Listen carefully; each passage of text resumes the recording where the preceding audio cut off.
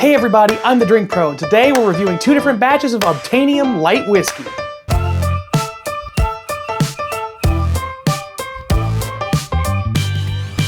What's up everybody, Kyle the Drink Pro here with you yet again. Thank you as always for joining me on the channel. Please consider subscribing. I'm almost to 1,000, and once I get there, I will be finally able to monetize and work with YouTube as a partner. I'm excited about the opportunities. So today we're actually revisiting a whiskey that I've reviewed in the past. I believe that I did the Obtainium light whiskey, the bottle that I have, with another sample in the past, an older version of the same whiskey. Well, today we're reviewing this version against the newest version of the Obtainium. This one in particular is 70.2% alcohol, HAZMAT light whiskey, which is something I really enjoy on a couple of different occasions. Before I start pouring out these whiskeys, I want to talk about Obtainium a little bit. It's sort of an interesting product for a couple of different reasons. Now, Obtainium is actually a light whiskey that's being sourced from MGP by the Cat's Eye Distillery in Iowa. Shout out to my Iowa peeps, I love it. I've got some viewers out there and I know you guys are watching. Cat's Eye is doing a lot of cool things on their own accord, but they're also making this interesting sourced MGP light whiskey.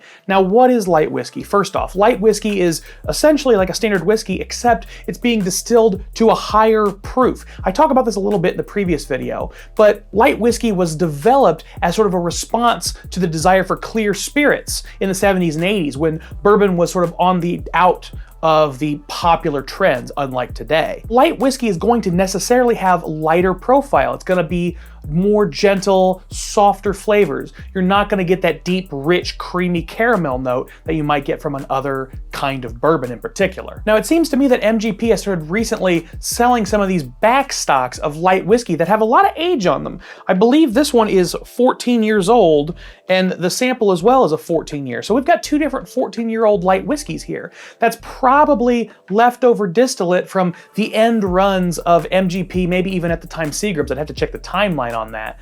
But they were still probably making light whiskey for general consumption, thinking that that was part of the market. It takes a while sometimes for the distillation of a product to catch up with the demand, which is part of why you're seeing such a bourbon boom right now and people having a hard time keeping aged products on the shelves. And this is kind of a fun alternative to your standard super hyper oaked 15-year whiskey or something like that. Part of why that is kind of goes back to the idea of whiskey being distilled at a higher proof. If you think about something that's 190 proof distillate, it's basically vodka. There's all of those flavor components are stripped out of it through that process. So lower distillation proofs as your final proof leave more compounds in the distillate, which then interact with the wood during an aging process and create a more robust profile. Now, it's not always better. Sometimes you'll get some really weird notes from a lower proof whiskey that's been aged in a barrel, but it's always gonna be different big flavors that get stripped away during a distillation process. So light whiskey is not gonna have that low base end you might expect from a bourbon. I'm really glad that Cat's Eye is releasing this stuff. I think it's cool to have light whiskey that's on the market and that's popular. I know Barrel has been doing some releases of light whiskey as well, but having this old MGP, very stripped down label, I think it's a very cool way to approach a product that doesn't get enough love, honestly. And I must say, I also love the transparency Cat's Eye is putting forward. You know the date it was distilled, you know the date it was bottled, you know it's from Lawrence Distillers, it's MGP. They make no bones about what this is, and it's light whiskey right there on the label. Speaking of which, I need to reach out to the people at Cat's Eye. I want to do something with some of their own distillate and see how that's going. Let's talk. Okay, enough preamble. Let's get into the side-by-side between these two whiskeys. First, I will pour out my bottle, which is sitting at 138.9 proof. Both of these are pretty high proofers, so I'm not gonna be pouring a ton. And while I'm pouring this, this is a Drink Pro glass. These are available at the store now, thedrinkpro.com, so reach out to me. Now, this sample of the 70.2 HAZMAT Obtainium is from Ryan Parker, fan of the show. Thank you so much, Ryan. I appreciate it, man. I might pour out some more, but this stuff is pretty high proof, so we'll start slow. Now, these are both 14 years old. They're both very close in proof. I mean, we're talking about 2 or 3 percentage points higher. So I expect the color to be very similar, and they are. I do think that the 70%er is a little bit more oily, which is sort of to be expected, but they should be relatively similar. Ooh, oh, maybe not. Oh, and by the way, I actually just sent a sample of this whiskey to Jason at the Mash and Drum. I think he's gonna side-by-side this with his own bottle of the 70.2 ABV Obtainium. So keep an eye out for that review, because I wanna see if he gets the same things out of these pours that I do. Should be a fun side-by-side. Let's do it, man. So just on a quick nosing, I honestly prefer the 70.2 right off the bat. This one, it's a little bit more shiny, like a shiny penny kind of metallic note. You definitely get that vanilla and those light, bright sugars, almost like a cane sugar. Honestly, I get a little bit of white chocolate, which is fun. I also get a little bit of an herbalness, almost like a spearmint. So there might be a high rye mash bill going on to make this light whiskey. I don't see anywhere on the bottle. But as this one has opened up, it's definitely become more metallic, which I'm not a huge fan of. I still think it's a very good whiskey on the palate, at least based on what I've tasted in the past. So we'll try it again and see if I still agree, but the smell has gotten less favorable for my particular profile. As I keep smelling it, I'm pulling a lot of lemon notes, maybe even some green grapes, maybe Granny Smith apple as well. There is some fruitiness in there. The lemon in particular stands out, but there's other fruitiness as well that I'm really enjoying on the nose. Once you give it some time to breathe, that metallic note goes away. And so I think the nose gets better and better the more I keep smelling it, which is a great sign. All right, let's go ahead and taste it. See, light whiskey's fun. That is so interesting. It's got very gentle, light flavors, a little bit of light sweetness, and then this big Kentucky hug because of the proof. I honestly taste a lot of the corn.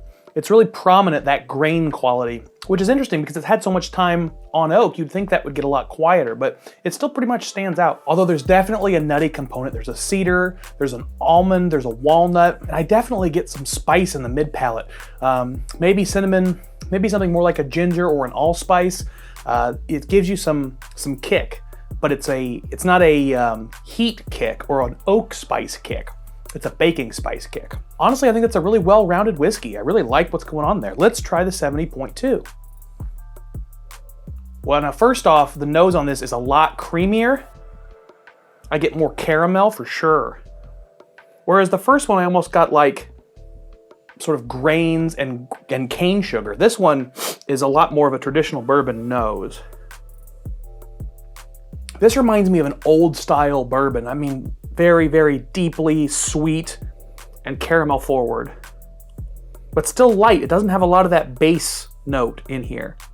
It's not very oaky, even though it's been in wood for 14 years. Ooh, I'm getting a little butterscotch on this one. That's fun. I get a hint of black cherry and a hint of strawberry, but I get less of the nuttiness and less of the oakiness on the 70.2 than I did on the 138.9 proof. Let's go ahead and give this a taste. Wow, this is much more robust and way more peppery. Wow, this is like a totally different whiskey. They're both 14-year MGP. They're both light whiskeys. The proofs are very close. I would expect them to be closer on the palate, but this thing is much more peppery. It's got a lot more spice to it. This drinks more like a high proof bourbon than it does a light whiskey. The only way you know it's light whiskey is it's not nearly as sweet as a high proof bourbon, which is ironic because I felt like the sweetness was the only thing that was bourbon-esque on the older batch. Let me give this another taste. Oh man, there it is. Now I'm getting spearmint and green oak and cashews. Lots of cool notes coming up. And man, the pepper on the finish is really predominant. It dances on your tongue. I find this one, the high proof one, they're both high proof. I find the HAZMAT one meaningfully more herbal than the 138.9. I get a lingering herbalness and a bit of geranium. Solid pour. On the whole, I think I prefer the newer version only because I think it's got more going on in it and it's a little bit less metallic and shiny, which I didn't remember getting that much of from my initial tasting of this. So it could be the fact that this was relatively old in the bottle. It's been open for a while now, that it might be deteriorating in an unpleasant way, whereas sometimes bottles get less and less full and open up in a better way. I think this one might have been best drank more quickly than I've been drinking it. But both of these are fantastic pours, and they're amazingly different to me. Like the difference between this deep herbal, pepper forward pour and this light, sweet, almost fruity pour with hints of like almond. They're very meaningfully different in a very cool way. You should definitely check out Obtainium. Oh, and before I forget, this shirt is available in the store now. This particular color, however, is only available for patrons. So the $25 and above patrons, you will be getting this shirt in the mail very soon. And thank you so much for supporting the channel. Please consider joining the Patreon if you haven't already. And I'm gonna go finish this pour. You guys keep drinking like professionals. Cheers.